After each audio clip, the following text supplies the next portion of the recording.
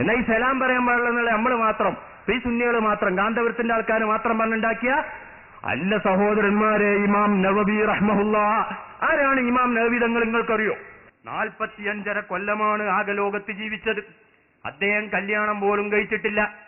45 കൊല്ലം ജീവിച്ച ഇമാം നവവി തങ്ങൾ അദ്ദേഹത്തിന്റെ ഗ്രന്ഥത്തിന്റെ ഏടുകൾ നോക്കിയാൽ ഒരു ദിവസത്തിന് 16 പേജ് കണ്ട് ഗ്രന്ഥം രചിച്ച മഹാനാണ് അദ്ദേഹം. ഗ്രന്ഥം രചിക്കുന്ന സമയത്ത് വിളക്ക് കെട്ടുപോയ സമയത്ത് അദ്ദേഹത്തിന്റെ കൽവിരൽ പ്രകാശിച്ചതായി ചരിത്രങ്ങളിൽ കാണാം.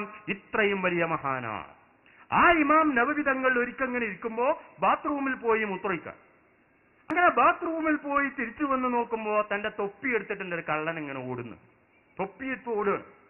നമ്മളാണെങ്കിൽ എന്ത് ചെയ്യും? പടച്ചോനെ വെച്ചുത്തി വീടെങ്കിൽ വിചാരിച്ചല്ലോ നേർച്ചയാക്കും. ഇമാം നവവി എന്താ ചിന്തിച്ചത്? പടച്ചവനെ എന്റെ തൊപ്പി കട്ടത് കൊണ്ട് ഇവൻ ആഖിറത്തിൽ പരാജയപ്പെട്ടു പോകുമല്ലോ. കാരണം കട്ട സാധനം മുഴുവനും തലയിൽ വെച്ച് വരുന്നൊരു ഹദീസുണ്ട്.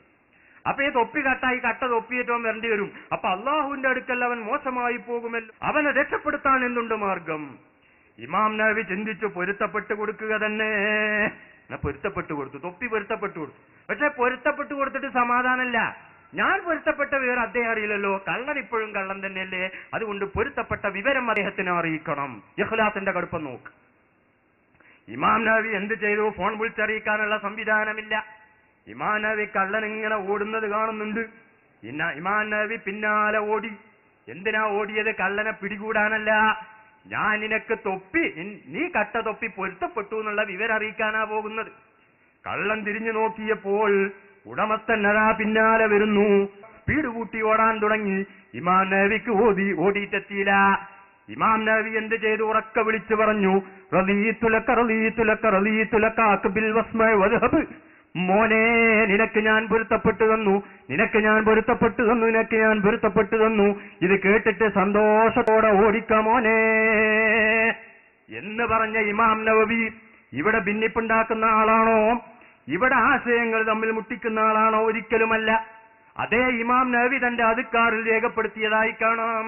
അമ്മൽ മുബ്തദിയു, പുത്തൻ പ്രസ്ഥാനക്കാരൻ, ഒമനിക്ക് തറഫദംബൻ അലീമൻ, വലിയ തെറ്റ് ചെയ്തു, വലം യതുബ് മിൻഹു, അതിൽ നിന്ന് പക്ഷാതപിച്ച് മടങ്ങിയിട്ടില്ല. അങ്ങനെയുള്ളവനും ഫയംബഗി, അത്യാവശ്യമാണ്, അല്ലാ യുസല്ലമ അലൈഹിം, അവർക്ക് സലാം പറയാതിരിക്കൽ അത്യാവശ്യമാണ്. വലാ യുറദ്ദ അലൈഹിമുസ്സലാം, സലാം പറഞ്ഞാൽ മടക്കാതിരിക്കലും അത്യാവശ്യമാണ്.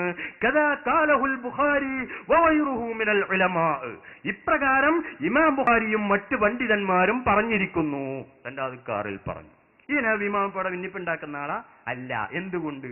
ഇത്രയും ആശയം പേച്ചുപോയത് ആശയ വൈകല്യമാണ് കർമ്മത്തിലുള്ള വൈകല്യത്തെക്കാൾ ഗൗരവം. ഇങ്ങനെ സലാം പറയാൻ പാടില്ല എന്ന് പുത്തൻ പ്രസ്ഥാനക്കാരും അംഗീകരിച്ചിട്ടുണ്ട്. അവരെഴുതിയ ബുക്ക് നമ്മളെടുത്ത് ഇവിടെ ഉണ്ട്. സലാം പറയാൻ പാടില്ല, പേച്ചവർക്ക് സലാം പറയാൻ പാടില്ല എന്ന് എഴുതിയ ബുക്ക് നമ്മളെ കയ്യിൽ ഇവിടെ ഉണ്ട്.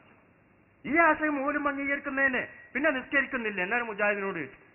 ഞാൻ ചോദിച്ചു, എന്നോട് ഇങ്ങനെ വല്ലാതെ ഇസ്കാലാക്കിയപ്പോ, അല്ലപ്പോ ഇവർക്കെന്താ കുഴപ്പമുള്ളത്?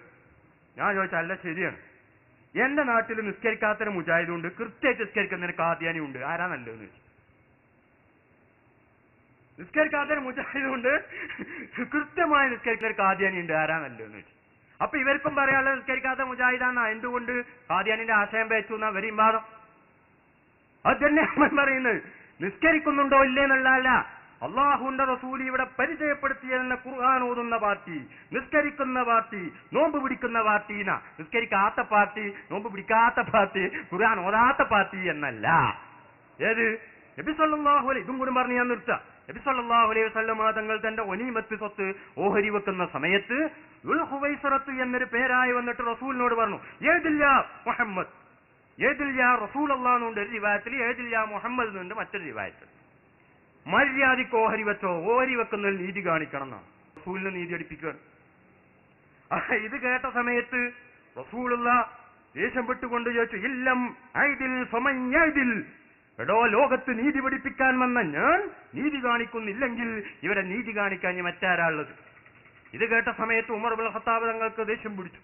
ഉമർ ഇബ്നുൽ ഖത്താബ് തങ്ങൾ പറഞ്ഞു, യുദൻ യാ റസൂലല്ലാഹ്, അല്ലാഹുവിന്റെ റസൂലെ എനിക്കൊന്ന് സമ്മതം തരൂ, യുദൻ എനിക്ക് സമ്മതം തരൂ, അദ്രിബു ഉനുക ഹാദൽ മുനാഫിഖ്, ഈ കപട വിശ്വാസിയുടെ പെരടി ഞാൻ വെട്ടട്ടെ, സമ്മതം തരുവോ? ഇമാം ബുഖാരി ഉദ്ധരിച്ച ഹദീസ്. ആ സമയത്ത് അള്ളാഹുവിന്റെ റസൂല് പറഞ്ഞു, വേണ്ട, കാരണം മിന്നഹു യഖ്റുജു മിൻ ലിഹി ഹാദാ ഖൗമുൻ, ഇവന്റെ മുതുകിൽ നിന്ന് ഒരു വിഭാഗം ആളുകൾ ഇവിടെ വരാനിരിക്കുന്നുണ്ട്. എന്താണ് അവരുടെ സ്വഭാവം? യഖ്റഊനൽ ഖുർആൻ, അവർ ഖുർആൻ നന്നായി ഓതും. ഖുർആൻ ഓതാത്ത പാർട്ടിയല്ല, ഓതുന്ന പാർട്ടിയാണ്. പക്ഷേ വലാകിൻ ലാ യുജാവിദു തറാഖിയഹും, മക തൊള്ളപ്പറച്ചിൽ മാത്രമേ ഉള്ളൂ, ഇവിടുന്ന് ഇങ്ങോട്ട് ഇറങ്ങൂല. യുഹക്കിറു അഹദുക്കും സ്വലാത്തഹു മാ സ്വലാത്തിഹി, നിങ്ങളെയും അവരുടെയും നിസ്കാരം താരതമ്യം ചെയ്ത് നോക്കിയാൽ നിസ്കാരത്തിൽ നിങ്ങളെക്കാൾ ഉഷാറായിരിക്കും അവർ എന്ന് പറഞ്ഞ് നിസ്കരിക്കുകയും നോമ്പുമൊക്കെ നിങ്ങളെക്കാൾ ഉഷാറാകുന്ന പാർട്ടി എന്ന് പറഞ്ഞ ദുൽഹുവൈസറത്ത് എന്നൊരാള്. ഈ ആളെ പിന്നെ എന്നാ കണ്ടെന്ന് നിങ്ങൾ? ഖവാരിജുമായിട്ട് അലി റളിയല്ലാഹു അൻഹുവിന്റെ യുദ്ധം നടക്കുന്ന സമയത്ത് ഖവാരിജിന്റെ ഭാഗത്ത് വെച്ച് ഇദ്ദേഹം കൊല്ലപ്പെട്ടു. അപ്പൊ ഖവാരിജുകളുടെ കൂട്ടത്തിലാണ് ഇദ്ദേഹം ഉണ്ടായിരുന്നത്. അവർ നിസ്കരിക്കുക, നോമ്പ് പിടിക്കുക തുടങ്ങി ഈ ജാതി വിഷയങ്ങളൊന്നും നോക്കി ആശയം തീരുമാനിക്കാൻ പറ്റില്ല. അതുകൊണ്ട് നമുക്ക് രക്ഷ കിട്ടണോ? അള്ളാഹുവിന്റെ റസൂല് പഠിപ്പിച്ച ആശയം, ആ റസൂലിൽ നിന്ന് നേരിട്ട് ദീൻ പഠിച്ച സഹാബത്ത് പഠിപ്പിച്ച ആശയം, ആ സഹാബത്തിൽ നിന്ന് നേരിട്ട് ദീൻ പഠിച്ച താബിഈകൾ പഠിപ്പിച്ച ആശയം, ആ താബിഈങ്ങളിൽ നിന്ന് തബഉ താബിഈങ്ങളായി തലമുറയായി ഇങ്ങോട്ട് വന്ന ആശയം ഏതാണോ അതാണ് ശരിയായ ദീന്, അതാണ് അഹ്ലുസുന്ന വൽ ജമാഅ എന്ന് പണ്ഡിതന്മാർ മുഴുക്കെ പ്രഖ്യാപിച്ചത്.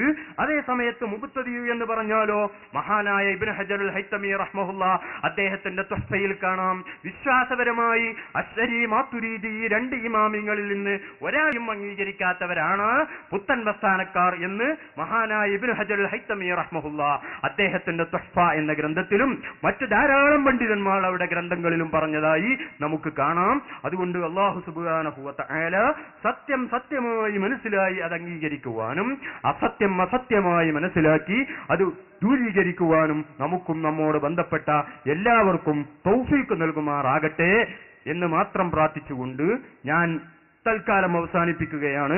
ഇൻഷാ അല്ലാഹ് ഇനിയുടെ ചോദ്യോത്തര അതാണ് തുടങ്ങാൻ പോകുന്നത്. അത് വേണ്ടവർക്കൊക്കെ ചോദിക്കാം, നമുക്ക് ചർച്ച ചെയ്യാം.